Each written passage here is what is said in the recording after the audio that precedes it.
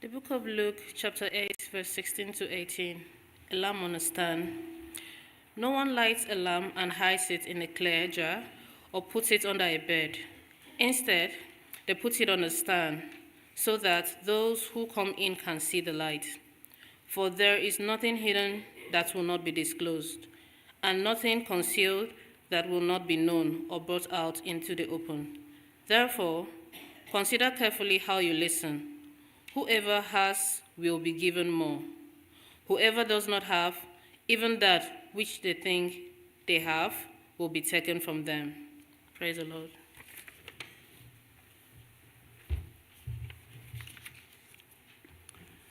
Now Jesus' mother and brothers came to see him, but they were not able to get near him because of the crowd. Someone told him, "Your mother and brothers are standing outside, wanting to see you." He replied, "My mothers and brothers are those who hear God's word and put it into practice."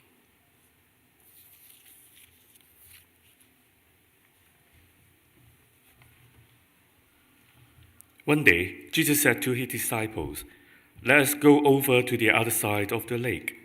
So they got into a boat and set out. As they sailed, he fell asleep. A squirrel came down on the lake, so that the boat was being swamped, and they were in great danger. The disciples went and woke him, saying, "Master, Master, we are going down to drown." He got up and rebuked the wind and the raging waters. The storm subsided, and all was calm. "Where is your faith?" he asked his disciples.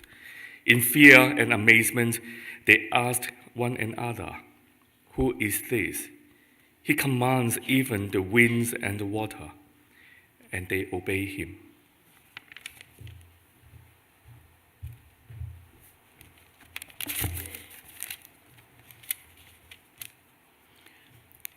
They sailed to the region of Gerasenes, which is across the lake from Galilee.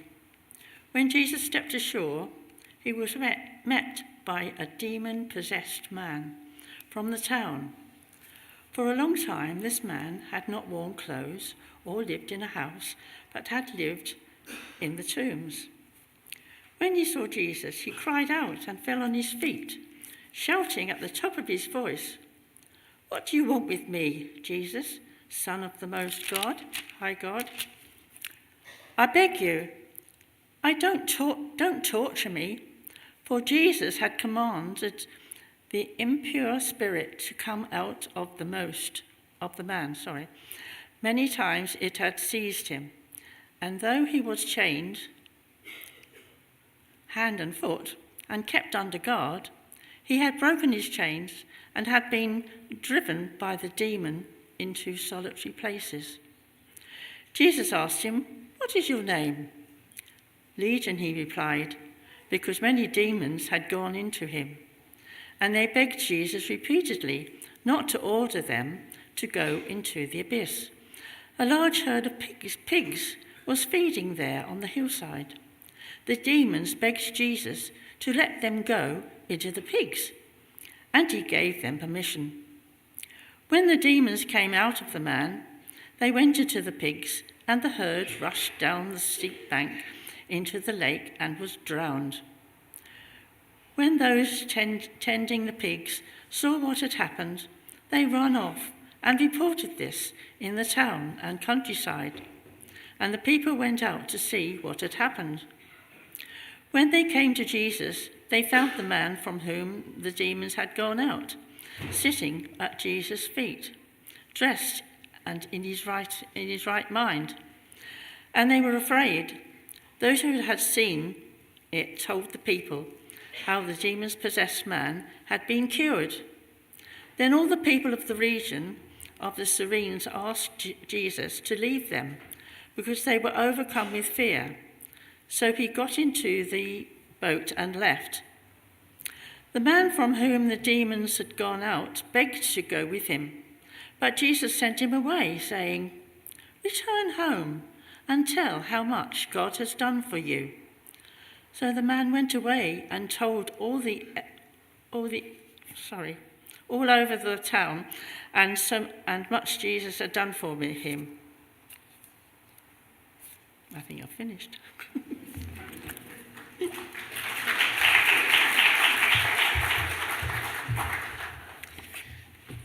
Right.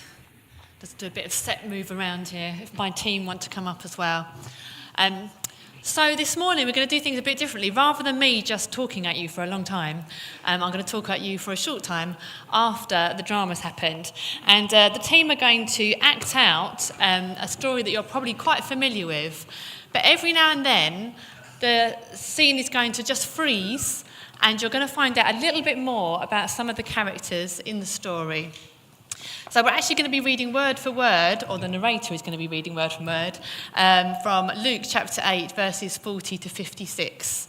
And then every now and again when we freeze, there's going to be a little bit of extra information thrown in for you.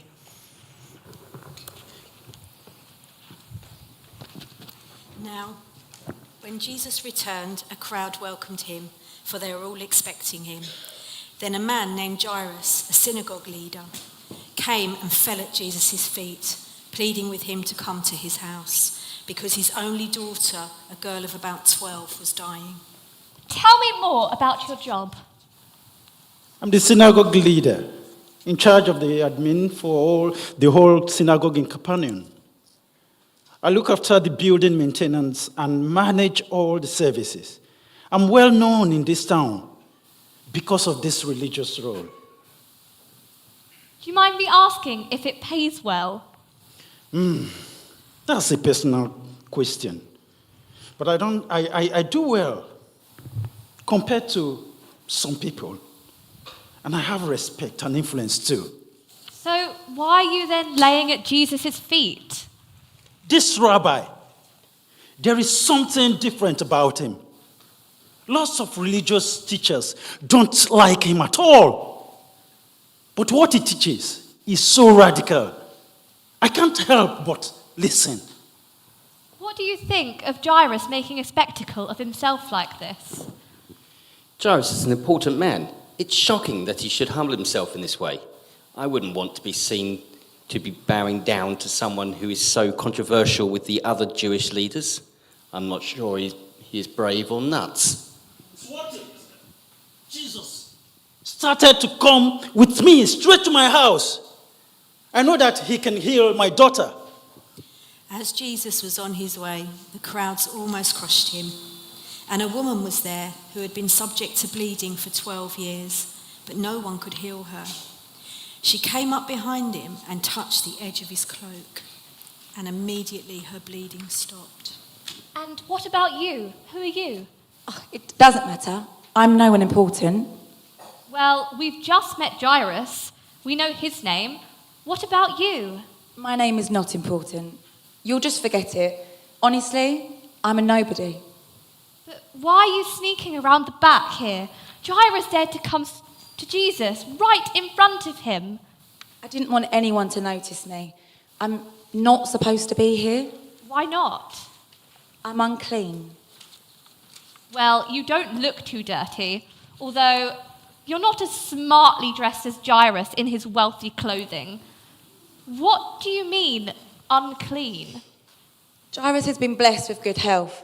I've been unwell for 12 years now. The amount of time Jairus' daughter has lived, an entire lifetime, it's a personal problem. I've been bleeding all this time, it just won't stop. And according to Leviticus 15, I'm ceremonially unclean. If anyone touches me, or even if I touch something and they touch it after, it will make them unclean too. And they won't be able to go to the synagogue and be part of daily life here.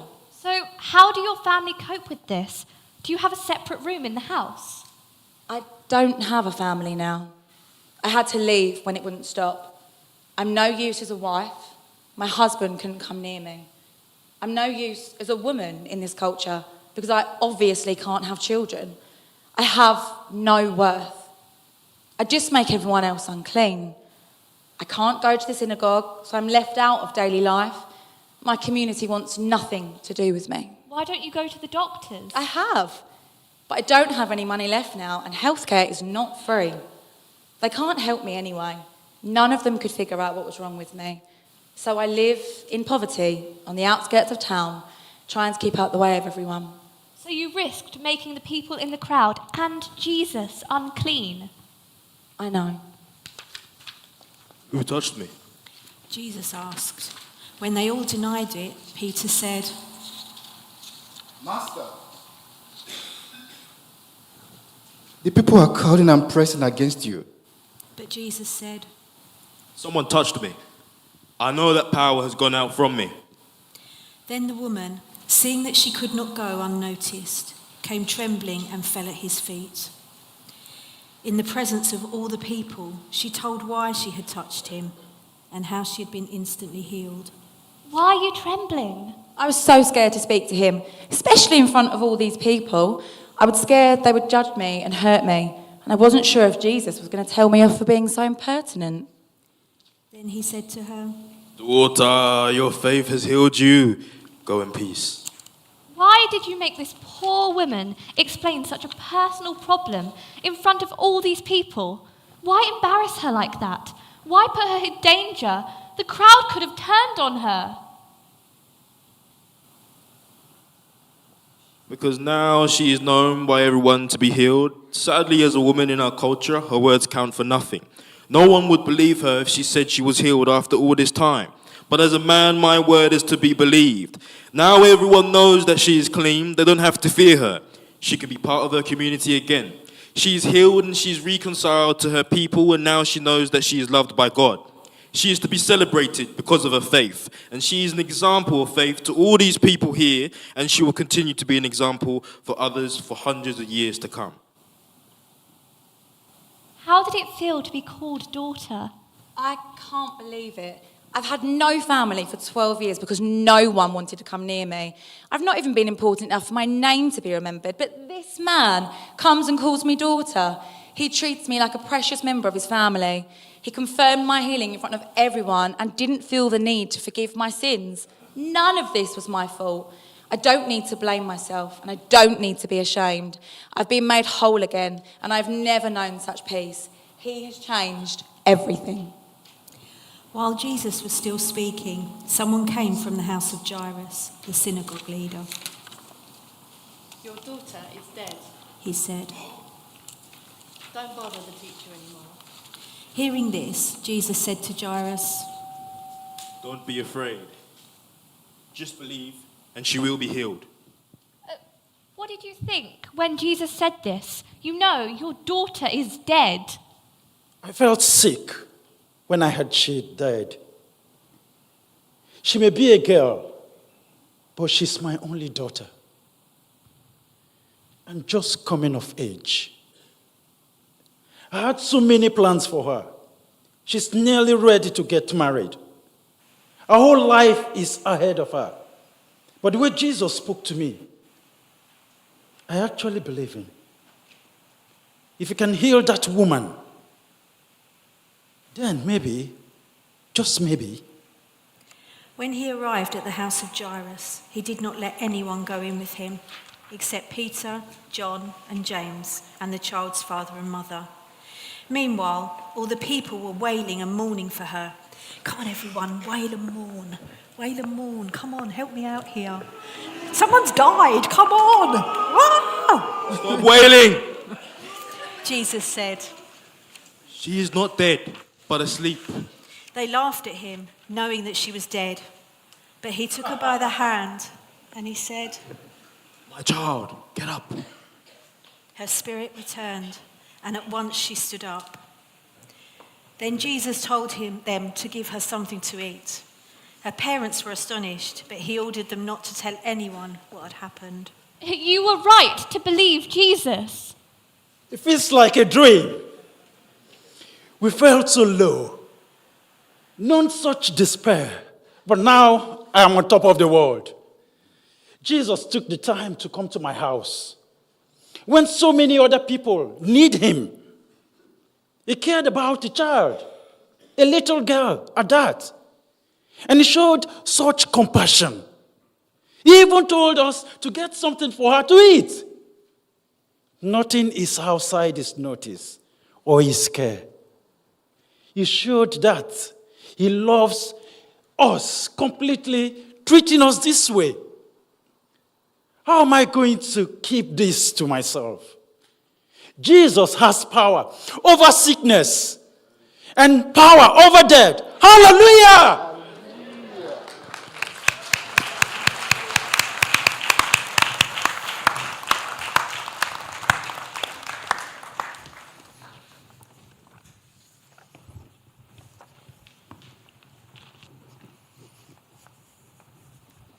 Got more set manoeuvres to do. Bear with me.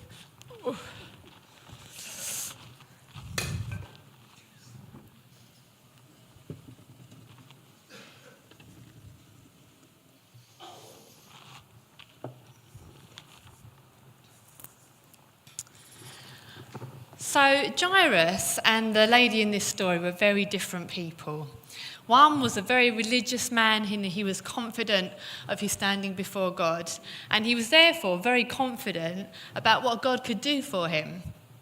And then the other was this woman who was so worn down by life and all that it had thrown at her that she didn't even dare approach Jesus face to face. And instead she tried to creep up behind him unnoticed and touch him just a little bit. Both seemed to believe that they could be healed, but the woman was carrying this baggage of shame. Now, we often talk about sin in religious settings, don't we? And sin is a word that we use to describe anything that we've done wrong that puts the barrier between us and God. And we know that God is pure and holy and without sin, and that we are basically exactly the opposite of that.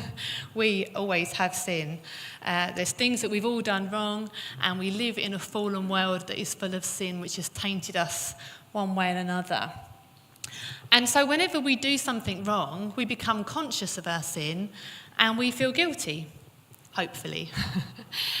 So we've done something wrong, and we feel that guilt. But what's really noticeable about this story is that Jesus doesn't mention anything about the woman having any sin. Quite often when he healed someone, he would also forgive them of their sins. But in this case, the woman was not forgiven for her sins, which suggests that illness and her healing, sin was really insignificant for her. That wasn't the problem. But shame is different from sin. Shame is a feeling that we carry even though we're not guilty, when we feel that something is our fault, even when that's not the case. And sometimes we fear that other people will look down on us or will judge us because of what we've been through. And it's a real extreme form of embarrassment about things that have really been outside of our control. Now, for this woman, it was her bleeding. And women today who've experienced any kind of issues in this area, there's endometriosis, there's gynecological issues, can quite often feel shame. And men can feel like this too. And there are other health conditions that can make us feel wrongly ashamed. And we see this desperate sense of shame being played out and used sometimes on the telly, don't we? So I don't know if any of you have ever watched Embarrassing Bodies on the television, where lots of people, one after another, have been so embarrassed by their bodies or by a condition that they have that they've not even dared to seek help to receive some kind of healing for that problem. And so they've carried this sense of shame for years and years. Sometimes we can feel that our bodies are ugly or unlovable, and we carry shame because of that. And shame can also be caused by other people. Sometimes we can walk away from a difficult situation with someone and we can really blame ourselves, feeling that maybe we could have done something differently and maybe we've brought it on ourselves, when actually the blame lies very firmly with the other person. And this is particularly true of victims of serious crimes. All crimes, quite often, people find that they carry shame for, but ones that are more serious, particularly, people can carry this sense of shame and they can feel that it's their fault, even though they've not done anything wrong. And if you talk to anybody who's been the victim of bullying, no matter what their age, they can feel ashamed about that. Shame is a really common emotion. And it was this shame that was the reason that the woman didn't dare come up to Jesus and actually ask for healing and just crept up behind him. She was ashamed and worried that her condition was going to make Jesus ritually unclean, and she felt that she had no right to be there. And we can sometimes feel like this, can't we? Now, we can sometimes feel a bit like this dirty water, okay? We can feel like we just don't deserve to be here, that we're beyond help, and we're just too dirty or shameful or sinful. But this glass of water is a bit like God, and it's clean, and it's pure, and it's holy. And we have this assumption that our sin will have this effect. I'm right-handed, I should have picked this up the other way around. We feel that we are going to do this, and that we are going to infect God with our sin and cause this kind of problem. We're going to contaminate things. We're going to make good things turn bad. And we live in fear of this, and we try and steer away from certain situations. And we can feel that maybe we shouldn't be in church. Maybe we shouldn't take communion. Maybe we shouldn't even pray or come into God's presence, because we're just going to spread our dirtiness, and we just don't deserve to be here. But our shame doesn't actually affect God at all. In fact, because of what Jesus has done on the cross, even our sin does not reduce God's holiness. And so, the actual effect is, this is our sin, and this is God.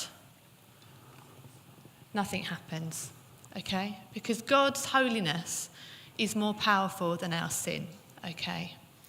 Jesus' death and resurrection has defeated sin, but it's also defeated shame. And if we look at Hebrews chapter 12 and verse 2, it says, "For the joy set before him, he, Jesus, endured the cross, scorning its shame, and he sat down at the right hand of the throne of God." You know, Jesus fully understands shame because he experienced it on the cross. Dying on the cross was the most shameful way that you could ever die. It was designed to humiliate. And Jesus would have been nailed to that cross naked. Quite often we put a very delicately placed piece of fabric, don't we? But actually that fabric probably wasn't there. Jesus would have been on that cross fully exposed, and he would have felt that shame and that embarrassment that was around. And when you think about it, God could have chosen a different way for Jesus to die, couldn't he? There's lots of different ways to kill someone, but yet this was the form that Jesus had to go through, because it was about experiencing that shame. And it means that he can identify with that emotion that we have for ourselves. You know, God does not recoil when we reach out to him in our sin and in our shame. In fact, he remains pure, as we've seen. Psalm 34 and verse 5 says, "Those who look at him are radiant. Their faces are never covered with shame." God's holiness is not infected by our sin or shame. In fact, we get infected by his holiness. So our sin and shame is no match for his power. So look what happens if we let God touch us.